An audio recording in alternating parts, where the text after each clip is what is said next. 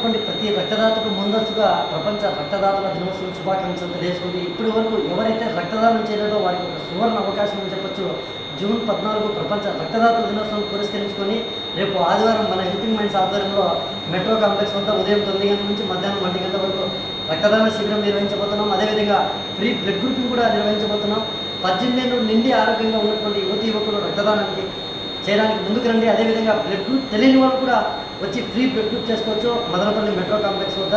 అదేవిధంగా రక్తం అనేది తయారు చేసే వస్తువు కాదు, సాటి మనిషి రక్తదానం చేస్తేనే మరొకరి మనం ప్రాణాలు కాపాడగలుగుతాం.